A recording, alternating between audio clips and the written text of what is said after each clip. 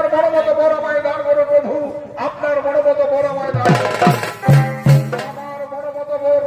তাহলে সর্বোচ্চ ত্রিপুরাসুর, যে সন্তানকে তুমি তোমার স্ত্রীর গর্ভে করিয়া স্থাপন, আজ তোমার সে সন্তুষ্ট করলে চতুর্ভুজ ব্রহ্মপদ্মাসন। যাও যাও রে বৎস, তোমার সেই স্ত্রীর গর্ভের সন্তান হবে চির অমর, কারো হাতে তার না হবে মরণ, সে হবে ব্রহ্মা বিষ্ণু মহেশ্বরের মতোই চির অমর। আপনি আমায় এই বলে দান করুন প্রভু, আপনি আমায় এই বলে দান করুন। তথাস্তু তথাস্তু তথাস্তু।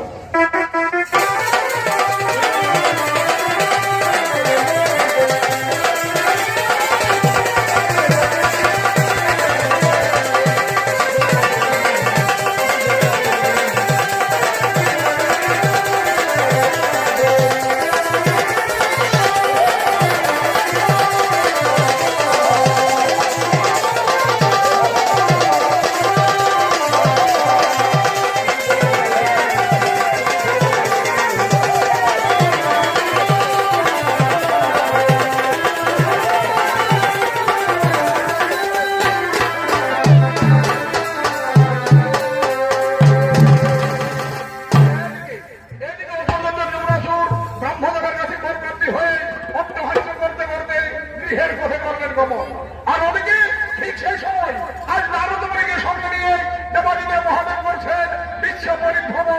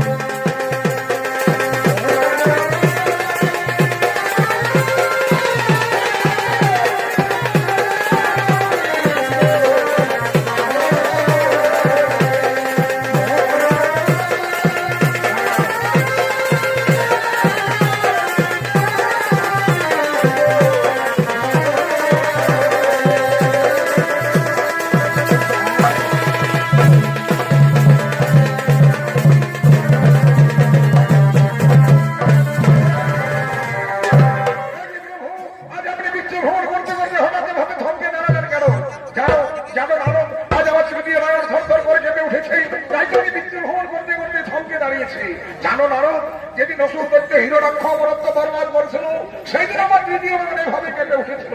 তুমি দেখো তো নারদ, আমার জীবন অসুর করতে অমরত্ব বরবাদ। আপনার বিচক্ষণ একদম সত্য। ওই দেখুন প্রভু, অট্টহাস্য করতে করতে গৃহের পথে যাচ্ছে অসুর করতে ত্রিপুরাসুর।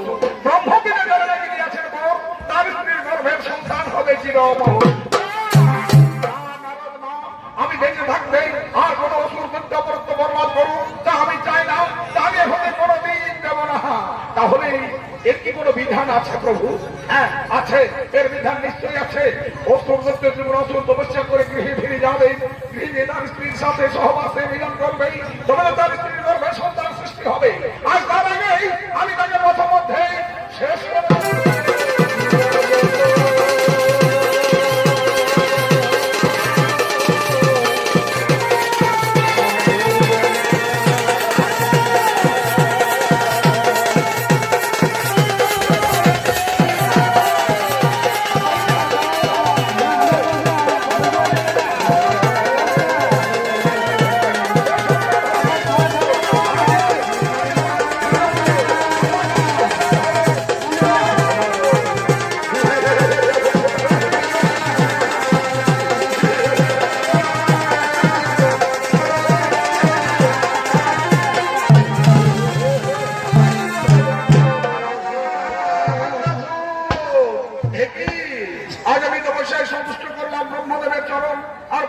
হইল আমার মহেশ্বর দর্শন। সত্যি আজ আমি বড়ই ভাগ্যবান। অনেক মূর্খ ত্রিপুরাসুর ব্রহ্মদেবের কাছে বরপ্রাপ্তি হয়ে অট্টহাস্য করে কাটাচ্ছি ভুবন, কিন্তু আমি দেখে থাকলেন মনের আশা কোনোদিন না হবে পুরো। ওরে মূর্খ, তুই তপস্যা করে গৃহে ফিরে যাবি, গৃহে গিয়ে তোর স্ত্রীর সাথে সহবাসে মিলন করবি, তবে তো তোর স্ত্রীর গর্ভে সন্তান সৃষ্টি হবে। আজ তার আগেই আমি তোকে বসমধ্যে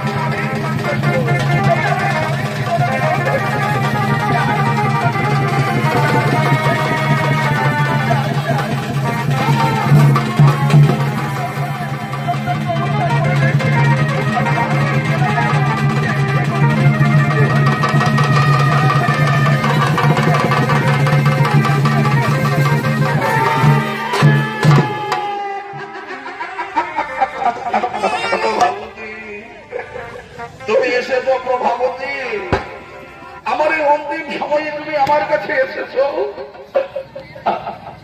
স্বামী, স্বামী গো, স্বামী।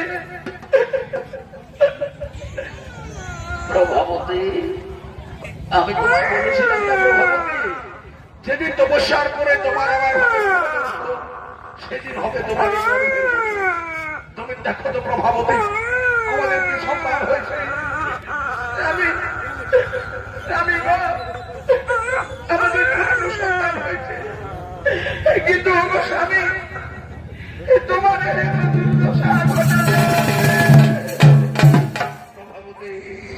আমার তপস্যায় সন্তুষ্ট হয়ে ব্রহ্মদেব আমায় বর দিয়েছিলেন, তোমার গর্ভে যে সন্তান রয়েছে সেই সন্তান হবে চিরয়মল।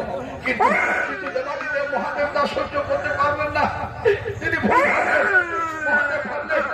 আমি যাবো, গৃহে গিয়ে তোমার আমার মিলন হবে, তারপরে তোমার গর্ভে সন্তান সৃষ্টি হবে।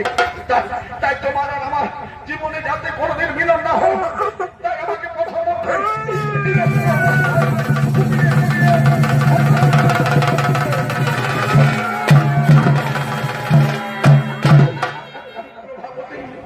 আমি মনে হয় আর বেশি করে বাঁচবো না। তুমি আমায় কথা দাও, সন্তানকে একটু করে মানুষ করবে, একটু বলবে তার বিক্রি হয়ে যাওয়ার প্রতিশোধ নাই। কোনো সাধারণ সন্তান নয়, এ সন্তান হলো আমার তপস্যার রত্ন। এ সন্তান হবে যুগে